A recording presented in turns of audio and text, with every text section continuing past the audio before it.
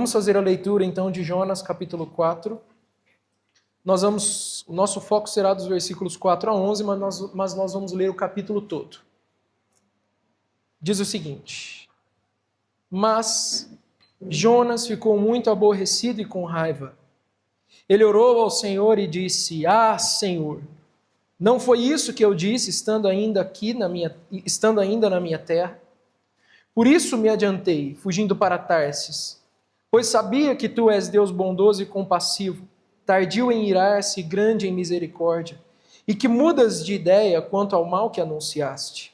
Agora, Senhor, peço que me tires a vida, porque para mim é melhor morrer do que viver.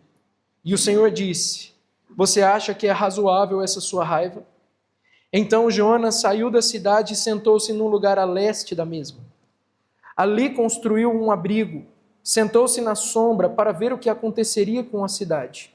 Então o Senhor Deus fez crescer uma planta por cima de Jonas, para que fizesse sombra sobre a sua cabeça, a fim de o livrar do seu desconforto. Jonas ficou muito contente por causa da planta. Mas no dia seguinte, ao amanhecer, Deus enviou um verme que atacou a planta e ela secou. Quando o sol nasceu, Deus fez soprar um vento leste muito quente. O sol bateu na cabeça de Jonas, de maneira que ele quase desmaiou. Então pediu para morrer, dizendo: Para mim é melhor morrer do que viver. Então Deus perguntou a Jonas: Você acha que é razoável essa sua raiva por causa da planta? Jonas respondeu: É tão razoável que até quero morrer. E o Senhor disse: Você tem compaixão da planta que não lhe custou nenhum trabalho.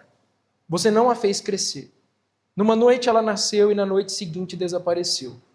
E você não acha que eu deveria ter muito mais compaixão da grande cidade de Nínive, em que há mais de 120 mil pessoas que não sabem distinguir entre a mão direita e a mão esquerda, e também muitos animais? Até aqui. Até aqui também porque acabou. Vamos orar nesse momento.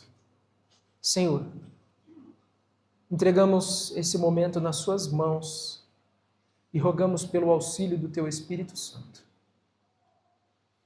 Se o Espírito de Deus não aplicar essa palavra ao nosso coração, não abrir os nossos olhos, a nossa mente, não nos der entendimento, nós não conseguiremos compreender, Senhor.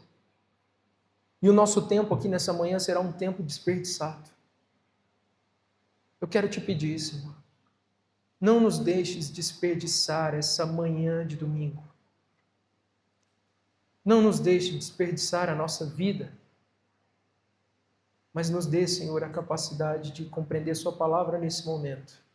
Dê a minha capacidade de pregá-la, Senhor, de forma clara e objetiva. E que o teu nome seja honrado nessa manhã através das nossas vidas. Eu peço isso a ti, Senhor, no nome do nosso Senhor Jesus Cristo. Amém. Irmãos, como nós vimos no início do capítulo 4 do livro de Jonas, a reação de Jonas é totalmente estranha, é totalmente incompreensível, é inexplicável o que Jonas faz. No início do capítulo 4, Jonas acaba de pregar para uma cidade. Ele é um pregador. A cidade inteira vem ao arrependimento. É como se fosse um arrependimento no leito de morte, porque a cidade tinha apenas 40 dias. Jonas prega, a cidade se arrepende, e Jonas não se alegra com o arrependimento da cidade. Jonas não tem alegria com o arrependimento de Nínive. Pelo contrário, Jonas fica emburrado e começa então a brigar com Deus. E ele ora com raiva e diz: Eu sabia que isso poderia acontecer. Se os ninivitas se arrependessem, eu sabia que o Senhor iria salvá-los. É interessante porque no capítulo 2, Jonas foi salvo. No capítulo 2, dentro do ventre de um peixe, Jonas experimenta a salvação e ele se alegra com isso. Ele tem alegria em ser salvo. Porém, agora, Jonas está emburrado e não se alegra com o perdão dos outros. Ele não se alegra com o perdão dos ninivitas. que se arrependeram na última hora. Jonas, então, ele é como o credor incompassivo daquela parábola de Mateus capítulo 18. Quem é o credor incompassivo? É um homem que foi perdoado de uma dívida milionária e agora não quer perdoar os seus empregados que devem para ele uma quantia irrisória e pequena.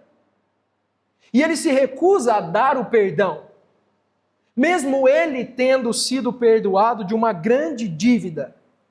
A obstinação de Jonas é tamanha que mesmo depois de ser confrontado por Deus de forma gentil, o que o Senhor pergunta para ele no versículo 4? É razoável? É razoável, Jonas, essa sua raiva? Faz sentido toda a sua ira? Porque eu fui misericordioso?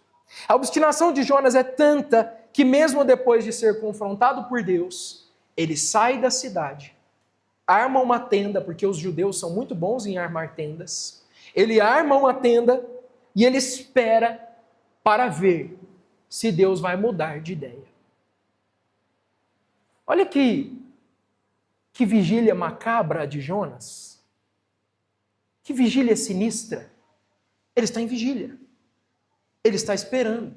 Mas ele não está esperando por um avivamento.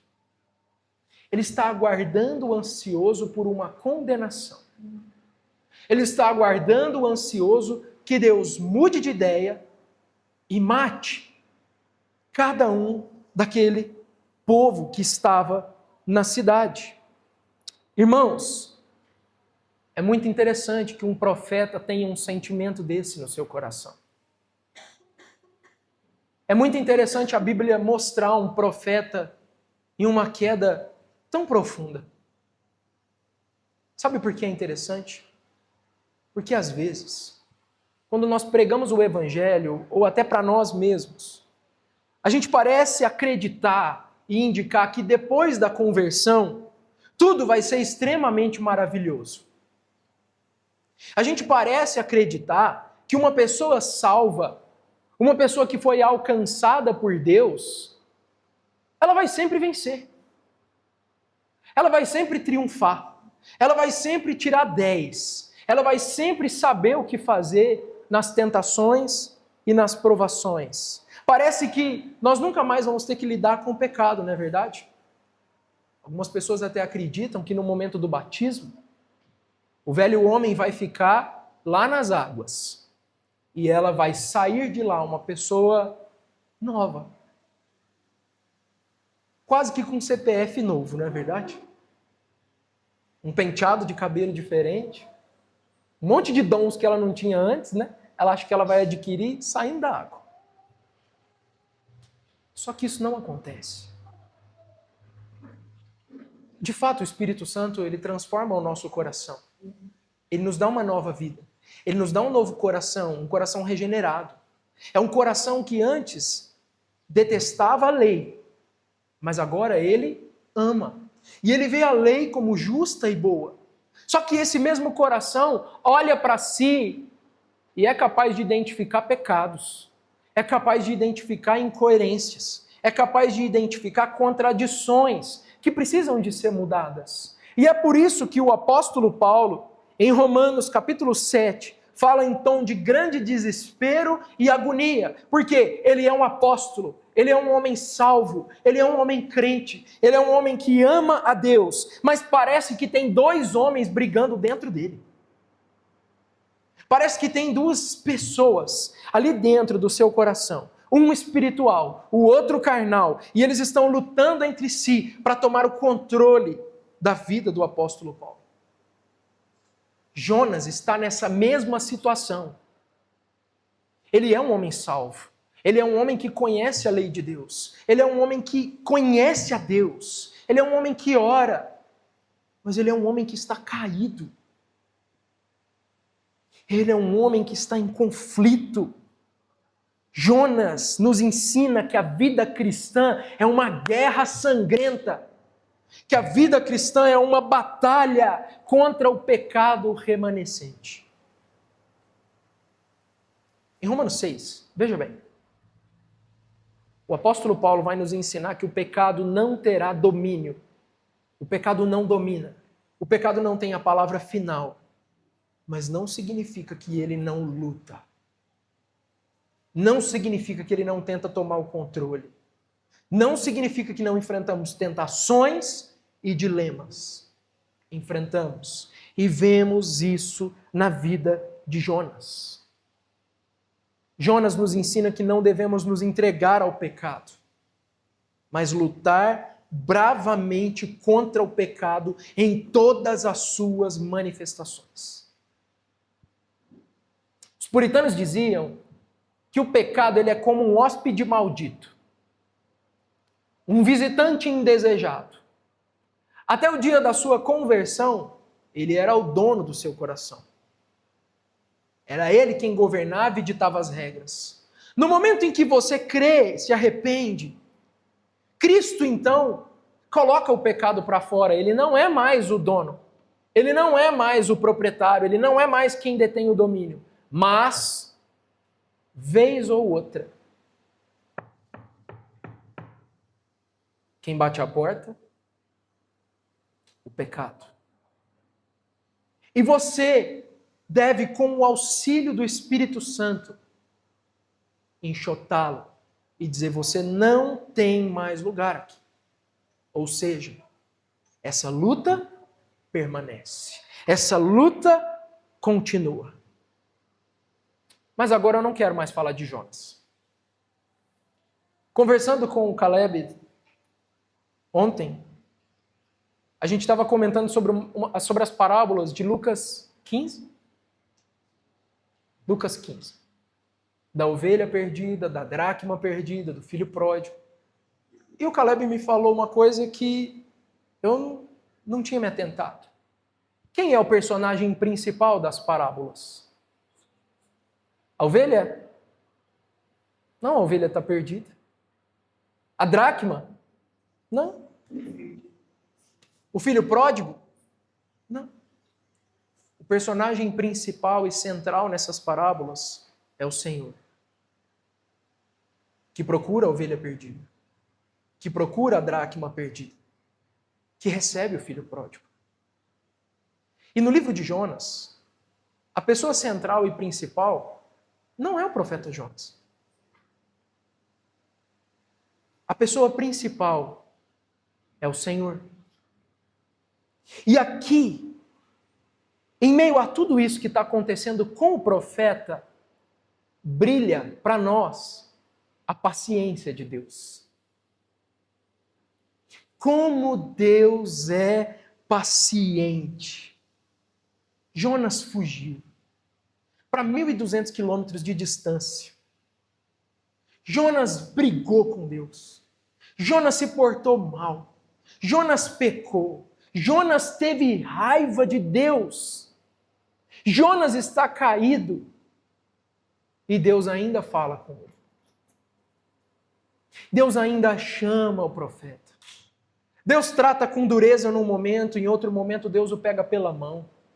Deus está tratando com esse profeta teimoso. Deus está cuidando dele. Deus manda uma planta crescer para cobrir a cabeça do profeta e livrar ele do sol. Olha, o mesmo Deus que livrou os ninivitas da destruição faz crescer uma plantinha na cabeça do profeta para tapar o sol. Olha como que Deus é meticuloso, está atento aos detalhes. Deus está ali, o Senhor está ali insistindo com o profeta, insistindo o tempo todo para conduzir Jonas ao arrependimento. Olha o que um comentarista diz sobre esse texto. Deus conhece por inteiro o coração humano. E isso não esgota o seu amor e a sua paciência. E ele continua a tomar pela mão essa criança rebelde. Nossa, isso é tão reconfortante e maravilhoso. Porque Deus é paciente. Deus está ali, presente. É claro que Deus está tratando com o profeta. A gente não está vendo Deus abandonar o profeta e deixar ele viver a esmo e fazer o que ele bem entender. Deus está chamando. Deus está conduzindo. Deus está falando. E ele insiste. mesmo conhecendo o nosso coração muito melhor do que nós. Ele conhece aqueles pensamentos seus. E mesmo assim ele te trouxe aqui nessa manhã, para que você ouvisse mais uma vez a pregação. Então nós aprendemos com Jonas que Deus é paciente. Nesse texto que nós lemos, também nós aprendemos com o profeta Jonas que Deus tem uma característica aqui muito interessante sobre o Senhor. O profeta, aqui no capítulo 4, ele arma uma tenda, certo? Ele sai da cidade, ele vai para um lugar em que ele consegue ver a cidade, então talvez um monte, algum lugar alto, e ele arma uma tenda para ele poder contemplar a cidade. Mesmo assim, o sol é quente demais ali naquela região. E o sol está machucando a cabeça do profeta. O que o Senhor faz? O Senhor então faz nascer uma planta. Uma planta cresce de forma sobrenatural, é claro. Nenhuma planta cresce em 1, 2 dias a ponto de dar sombra para uma pessoa adulta. O Senhor então faz nascer e crescer uma planta para cobrir a cabeça do profeta. Os teólogos discutem que planta é essa. Não importa que planta é essa. É interessante porque Agostinho e Jerônimo, eles debatem sobre essa planta. Eles brigam sobre essa planta. Que planta é essa? É uma mamona? O que é? É uma videira? Tá vendo como que às vezes a gente fica brigando por coisas que não tem nenhuma relevância? Não importa que planta é. O fato é que a planta cresce, cobre a cabeça do profeta, e o profeta fica muito feliz. Se você ler com atenção, olha só, o versículo 6, no final diz: Jonas ficou muito contente, extremamente contente, muito feliz. Gente, isso aqui é uma felicidade incomum. É atípico. Não é normal o que Jonas faz. Porque a cidade é salva, ele fica extremamente aborrecido. Cresce uma planta, ele fica muito feliz. Parece uma pessoa desequilibrada. Parece uma pessoa que está nas montanhas da alegria e 5 segundos depois desce nas profundezas da tristeza. Jonas está numa montanha russa de emoções. E isso é típico de alguém que está se vitimizando. Porque ele diz, e até que enfim alguma coisa está dando certo nessa vida. Até que enfim algum alívio no meu sofrimento. Como eu sofro. Olhem para mim como eu sofro. Depois, o Senhor envia uma lagarta. Um mandruvá. Quem gosta? Deus me livre. Vem a lagarta. Come a planta. Sabe o que faz? Sabe o que Jonas faz? Jonas chora. Não só isso. Ele quer morrer.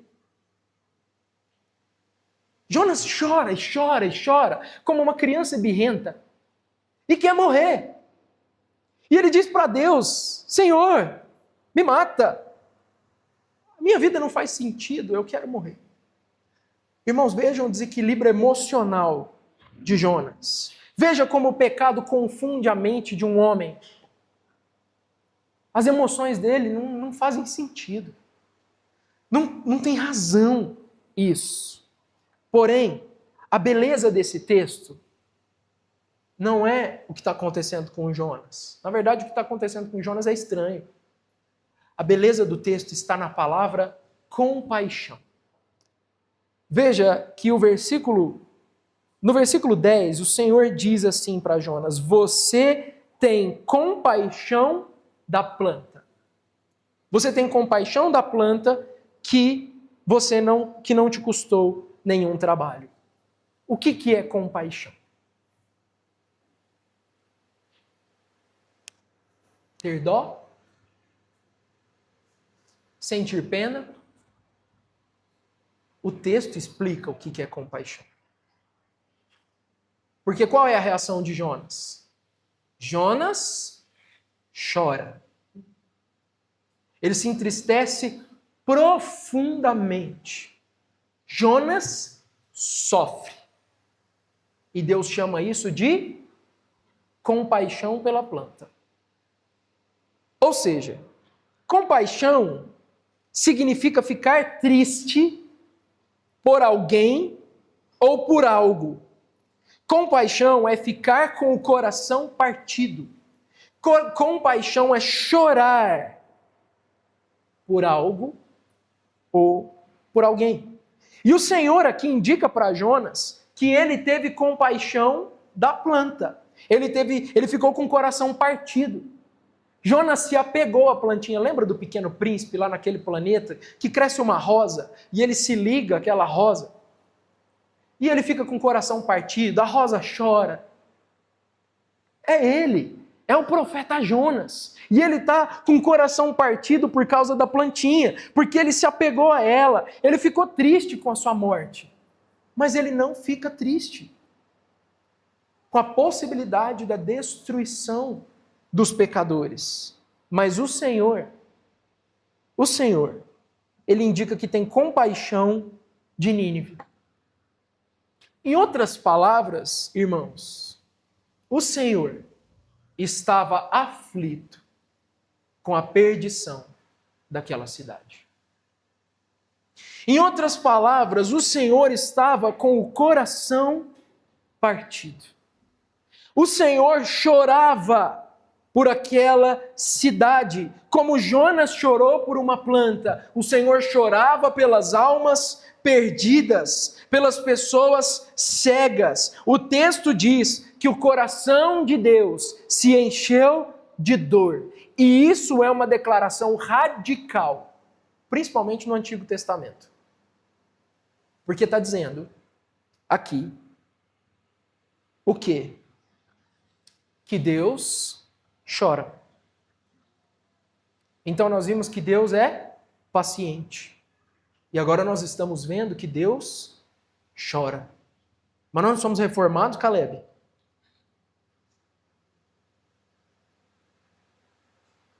Mas a Bíblia diz que Deus chora. A Bíblia diz que Deus fica aflito. Que Ele fica com o seu coração partido. Sabe por quê? Porque Deus se envolve com a sua criação. Ele é capaz de sentir dor e tristeza pelos pecadores perdidos. Quem teria compaixão daqueles inimigos? Quem ia ter compaixão dos ninivitas? Que estavam perdidos, destruindo tudo ao seu redor, acabando com a vida de todo mundo, lançando todos os outros reinos na escuridão e nas trevas, destruindo tudo ao seu redor. Quem ia ter compaixão de um povo como esse? Você teria? Você sentiria pena, ficaria com o coração partido, se o seu inimigo fosse destruído? Mas Deus fica. Quem teria misericórdia daqueles crápulas? Somente Deus. O Deus justo e compassivo se liga ao nosso sofrimento e sofre conosco. Deus se afligiu na sua aflição. Deus se aflige no seu sofrimento e age em seu favor. Deus se afligiu na minha aflição e agiu em meu favor. E agiu em seu favor, fazendo o quê? Te buscando. Te enviando um profeta, te enviando alguém que te falasse a palavra de Deus, te enviando alguém que te ensinasse o conselho de Deus, te enviando alguém para chamar sua atenção, para te dar um chacoalhão. Deus se afligiu com a sua aflição. Deus ama o profeta, mas Ele também ama e tem compaixão pelos perdidos. Olha que coisa interessante. É interessante pensar nisso como igreja, porque nós aqui estamos reunidos para adorar a Deus. Então, às vezes a gente pensa, não, Deus nos ama. É claro que Deus nos ama. É claro que Deus ama o seu povo. É claro que Deus está comprometido com os eleitos. Mas Deus também tem amor pelos perdidos, meus irmãos. Sabe as pessoas que estão lá fora agora chorando? Sepultando os seus mortos? Sofrendo agonias e dores? Doenças graves? Situações de angústia, depressão profunda, falta de sentido, tristeza, dilemas morais intensos. perdição. Nós vemos aqui que Deus ama essas pessoas e se aflige por causa delas. Você as ama como Deus ama?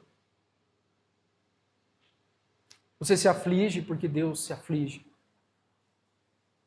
Você fica com seu coração partido?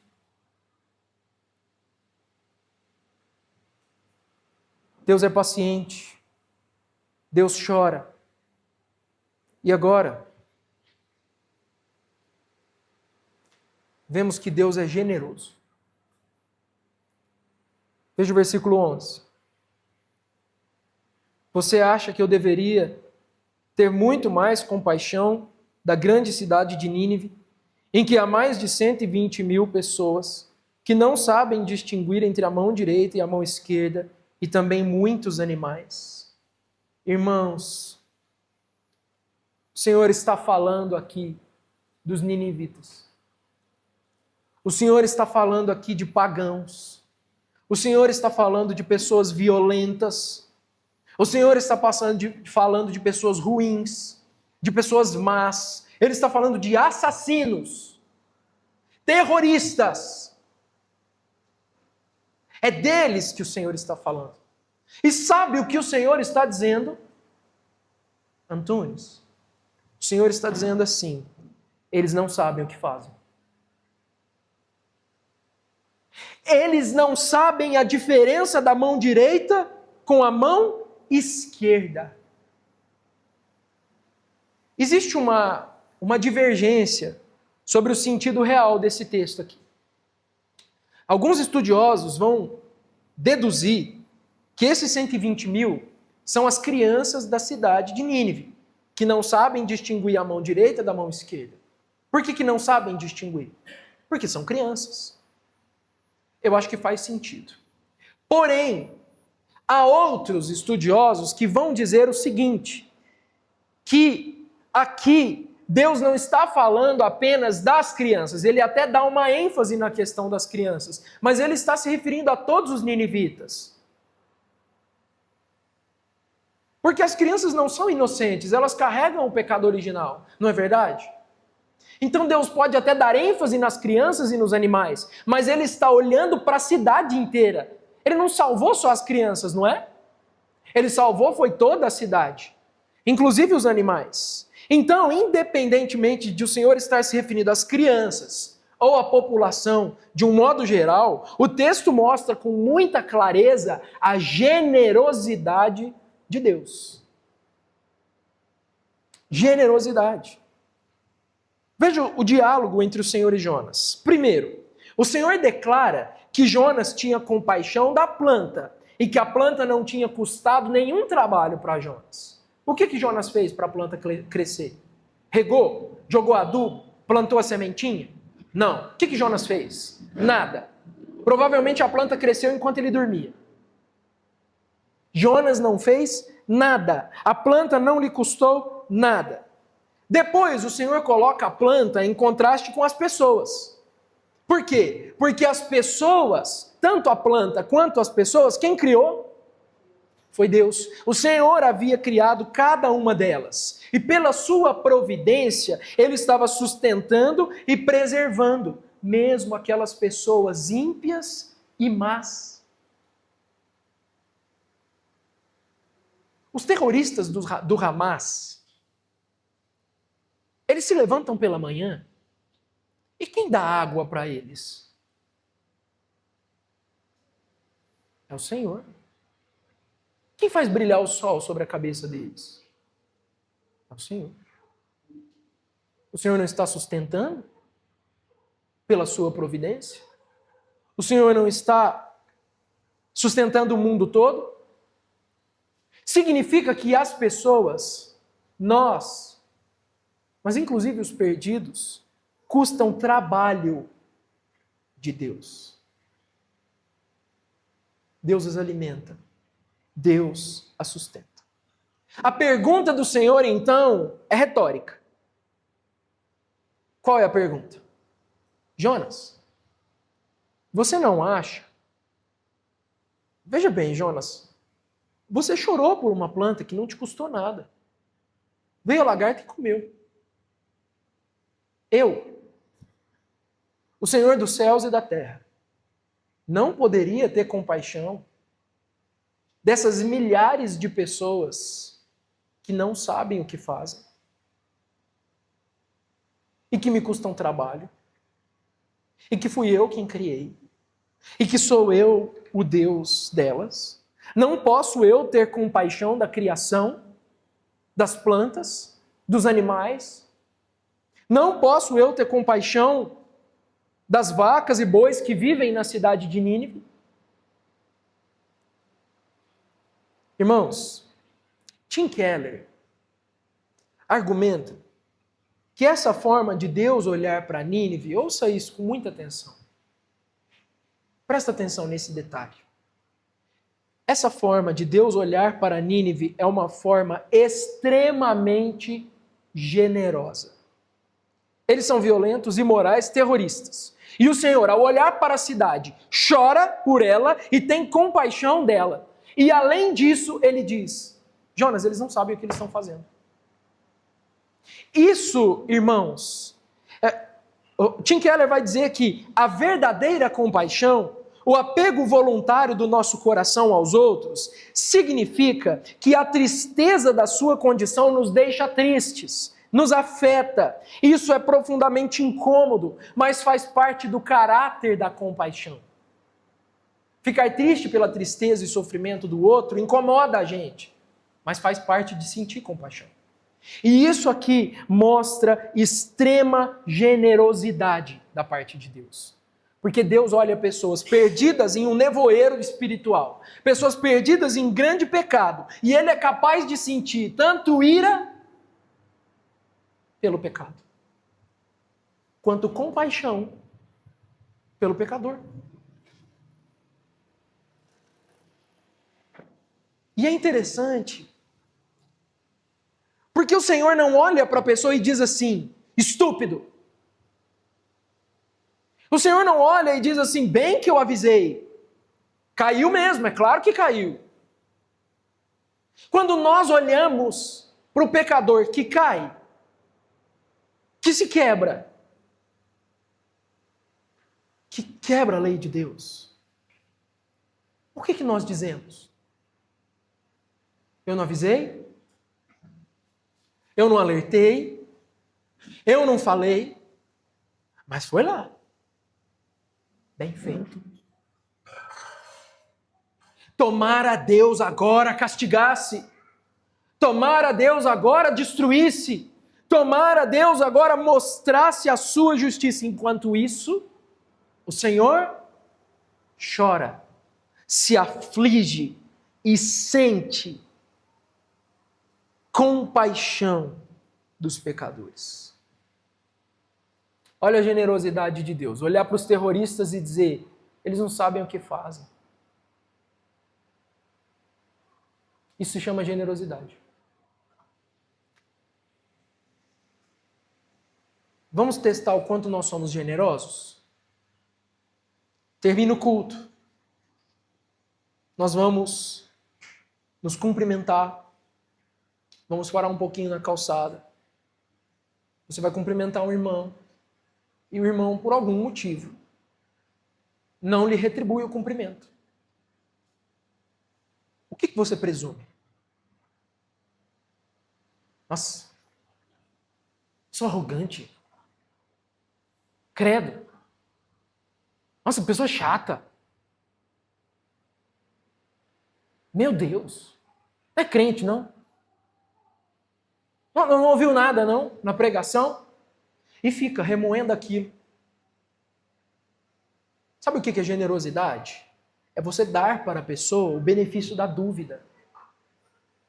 Nossa, o irmão não me retribuiu o cumprimento. Ele deve estar preocupado com alguma coisa. Ele deve estar triste com alguma situação. Talvez ele, não sei, talvez ele não está bem. Outro dia ele vai me cumprimentar. É o que o Senhor está fazendo.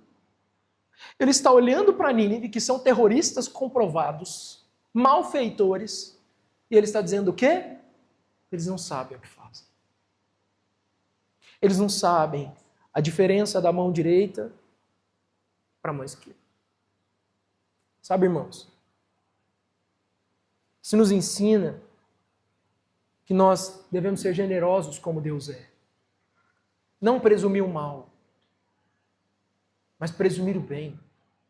Dar o benefício da dúvida para as pessoas.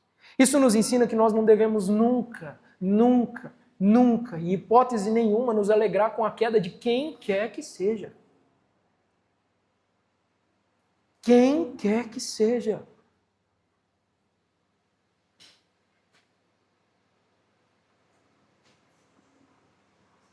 Por fim, essas passagens nos colocam no mesmo dilema que Jonas. Eu não sei se você consegue perceber, mas tem uma tensão aqui. Parece que a gente está caminhando pelo fio da navalha. Sabe por quê? Talvez alguns de vocês estejam pensando enquanto eu prego. Mas e a justiça de Deus? Mas e o castigo de Deus para o pecador? Mas e a justiça de Deus?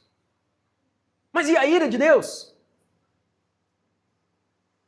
Como Deus pode ser justo, irar-se contra o pecado e ao mesmo tempo ter compaixão?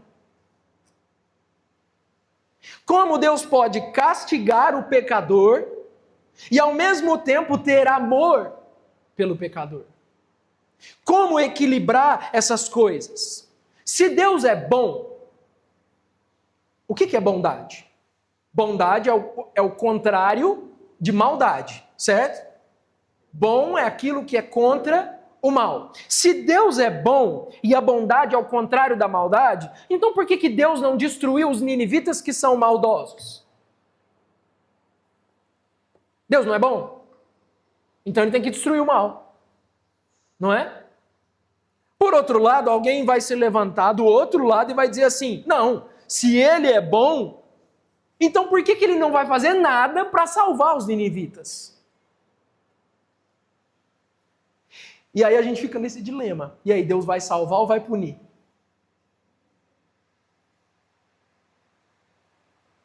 Isso mostra a complexidade de Deus. Então Deus é paciente. Deus Deus chora, ele é compassivo. Deus é generoso. E Deus é complexo. É por isso que você, lendo a Bíblia, às vezes você trava, porque você esperava uma ação de Deus. E ele age diferente do que você esperava. Porque é assim. Ele é infinito. Não dá para encaixar ele nas nossas categorias e compreendê-lo totalmente. Ele é incompreensível.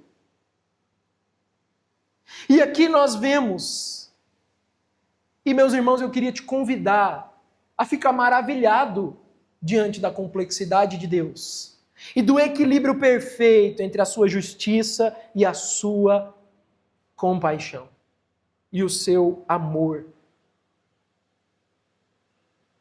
Você vai ver isso. Você vai enxergar isso com mais clareza no Deus encarnado. Porque Jesus Cristo, ele é a expressão exata da glória e do ser de Deus. Então abra a sua Bíblia no Evangelho de Lucas, capítulo 13.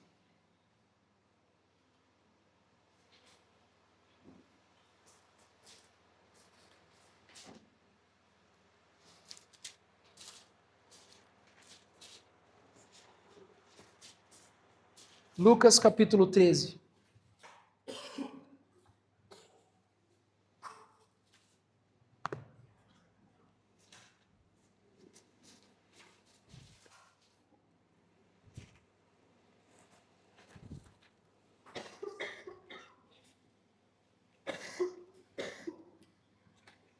Todos encontraram? Lucas capítulo 13, nós vamos ler o versículo 34.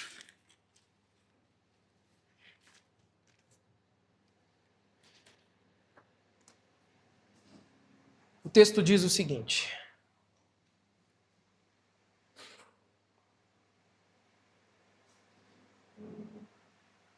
Vamos ver o 31? Porque eu quero te mostrar a perfeição das emoções do Senhor Jesus. E o equilíbrio da ira e da misericórdia. Naquela mesma hora, alguns fariseus vieram para dizer a Jesus: vá embora daqui, porque Herodes quer matá-lo. Ele, porém, lhes respondeu: vão e digam a essa raposa que hoje e amanhã expulso demônios e curo doentes, e no terceiro dia terminarei. Porém, preciso caminhar hoje, amanhã e depois, porque não se espera que um profeta morra fora de Jerusalém. Ou seja, você consegue perceber que o Senhor ficou irado com Herodes e com os fariseus? Ele chama Herodes de raposa. Isso não é bem um elogio. Agora no versículo 34, ele lamenta: Jerusalém, Jerusalém, você mata os profetas e apedreja os que lhes são enviados. Quantas vezes eu quis reunir os seus filhos, como a galinha junta os do seu próprio ninho, debaixo das asas, mas vocês não quiseram.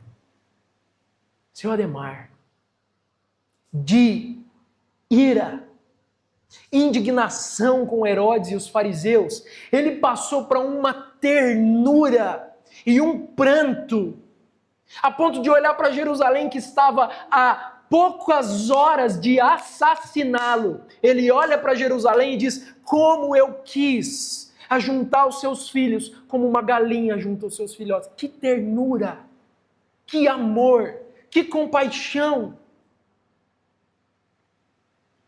Agora vai no capítulo 19, versículo 41.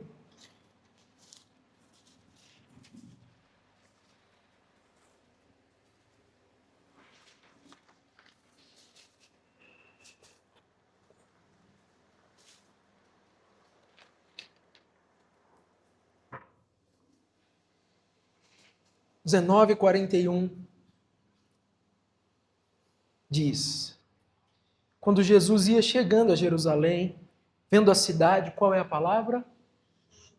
Deus chora. Chorou por ela.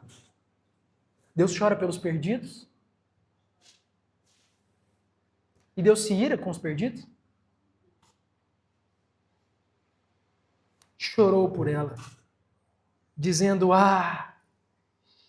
se você soubesse ainda hoje o que é preciso para conseguir a paz, mas isso está agora oculto aos seus olhos. Pois virão dias em que os seus inimigos cercarão você de trincheiras e apertarão o cerco por todos os lados. E vão arrasar você e matar todos os seus moradores. Não deixarão pedra sobre pedra, porque você não conheceu, não reconheceu o tempo em que Deus veio visitá-la. Meus irmãos, Jesus está profetizando a destruição de Jerusalém com lágrimas nos olhos. É o equilíbrio perfeito entre a ira da sua justiça e a sua compaixão pelos perdidos. Irmãos, Jesus Cristo traz o equilíbrio perfeito. As emoções dele são perfeitamente equilibradas. E ele nos ajuda a voltar para Jonas e contemplar esse Deus em Jonas com maravilhamento. E olhar para a complexidade desse Deus, que, pecador, ele está sim irado com você. Se você não se arrepender, ele tem posto machado à raiz das árvores e ele vai arrancá-los. Porém, pecador, ele chora e lamenta, aguardando o dia do seu arrependimento.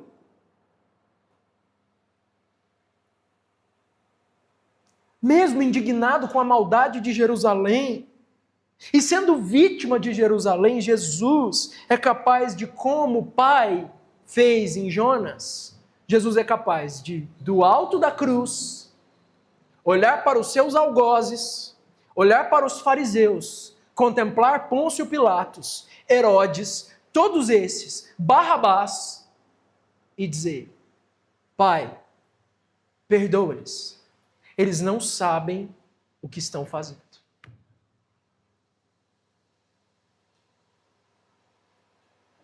Eu vou ler mais uma citação de Tim Keller para a gente caminhar para a nossa conclusão. Só nos resta olhar maravilhados para um coração assim. Jesus não está dizendo que eles não são culpados da sua transgressão. Eles são. E é por isso que eles precisam de perdão. Ainda assim, Jesus também está lembrando que eles estão confusos, bastante perdidos e, de certa forma, são incapazes de reconhecer o horror do que estão fazendo. Aqui está um coração perfeito. Perfeito em amor generoso, que não dá desculpas, que não condena duramente. Ele é o Deus que chora, o Deus de Jonas 4, em forma humana. Deus se encarnou.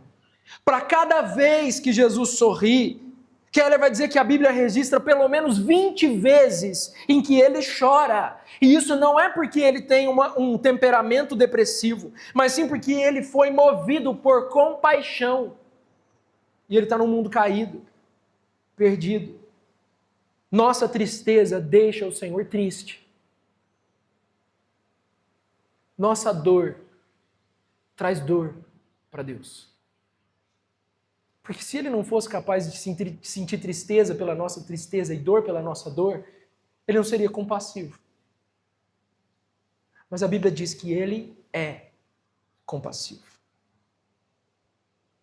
Jesus, ouça isso, Jesus é o profeta que Jonas deveria ter sido. Que tem justiça e compaixão, perfeitamente equilibrados. Jonas sai da cidade para esperar a sua condenação. Jesus Cristo, porém, sai da cidade de Jerusalém, carregando a nossa cruz e levando a destruição para longe da cidade. Jesus não apenas chorou por nós, ele morreu por nós. Na cruz de Jesus, a paz e a justiça se beijam. Severidade e bondade se encontram. A justiça de Deus é satisfeita e os pecadores são com Deus reconciliados. Justificados, pois, pela fé, temos paz para com Deus, por meio do nosso Senhor Jesus Cristo. Ele é o profeta verdadeiro.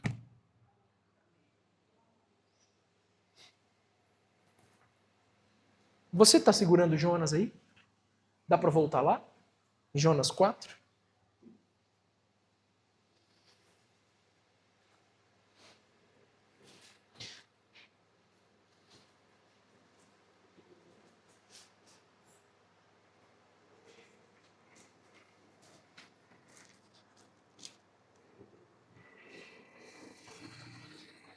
Antes de ler Jonas 4,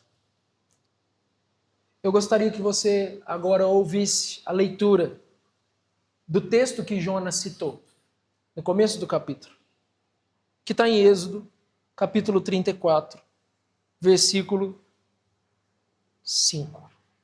Diz o seguinte, você não precisa abrir Êxodo. O Senhor desceu na nuvem, esteve ali junto de Moisés e proclamou o nome do Senhor. O Senhor passou diante de Moisés e proclamou. Qual é o nome do Senhor? O Senhor, o Deus compassivo e bondoso, tardio em irar-se e grande em misericórdia e fidelidade, que guarda a misericórdia em 1000 gerações, que perdoa a maldade, a transgressão e o pecado, ainda que não inocente o culpado, e visita a iniquidade dos pais nos filhos e nos filhos dos filhos, até a 3ª e 4ª geração. Imediatamente Moisés curvou-se para a terra, adorou o Senhor. Jesus é o Deus encarnado. É Ele que nós estamos contemplando agora. O Senhor compassivo e bondoso, que perdoa. Perdoa a iniquidade, é paciente, é generoso, ainda que não inocente o culpado. Porém, o capítulo 4 de Jonas termina assim. Versículo 11. Você não acha que eu deveria ter muito mais compaixão da grande cidade de Nínive, em que há mais de 120 mil pessoas que não sabem distinguir entre a mão direita e a mão esquerda, e também muitos animais? Cadê a resposta?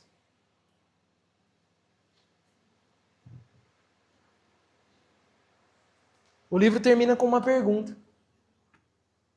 Cadê a resposta? O livro não acaba. Não tem a resposta. É porque a resposta não é só para Jonas responder.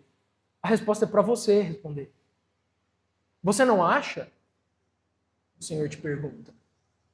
Você não acha que eu deveria, que eu tenho o dever de me compadecer de milhares de pessoas que não sabem o que estão fazendo? Estão num nevoeiro espiritual, extremamente confusas e perdidas, ainda que eu me ire contra elas? O que você acha? Qual é a sua resposta? Não pode Deus ter compaixão dos ignorantes? O que você vai fazer então diante disso? O que você fará diante do mistério da misericórdia de Deus? Não deveríamos nós viver em obediência, submissão, gratidão a Deus, porque, em primeiro lugar, o ignorante éramos eu e você. Os perdidos no nevoeiro espiritual éramos eu e você. Como Jonas, o Senhor nos buscou. Ora pela mão, ora pelo cabelo, mas Ele nos buscou, não é verdade? Quando necessário, Ele nos afligiu. Quando necessário, Ele nos consolou. E o tempo todo Ele estava nos conduzindo pela mão, não é isso? Então Deus não tem sido paciente, bondoso conosco? Olhe e contempla a paciência de Deus. Ou você tem desprezado a misericórdia dEle? O que nós vamos fazer com o mistério da misericórdia de Deus? Se não viver em gratidão, submissão alegre, obediência e acima disso, além disso, aliás, não acima, mas além disso, não deveríamos nós anunciar o Evangelho e proclamar essas verdades e dizer para as pessoas que estão perdidas nesse nevoeiro espiritual que há um Deus misericordioso, compassivo, bondoso, que está pronto para recebê-las quando elas vierem em seu arrependimento? O que é que você tem feito? Você tem torcido pela queda e pelo juízo e pela destruição dos ímpios? Ou você tem comunicado a verdade a eles do perdão e da misericórdia de Deus? Aqui então é revelado para nós o mistério da misericórdia. Cristo, o profeta que Jonas não foi, que amou, se entregou, morreu, para salvar pecadores como eu e você.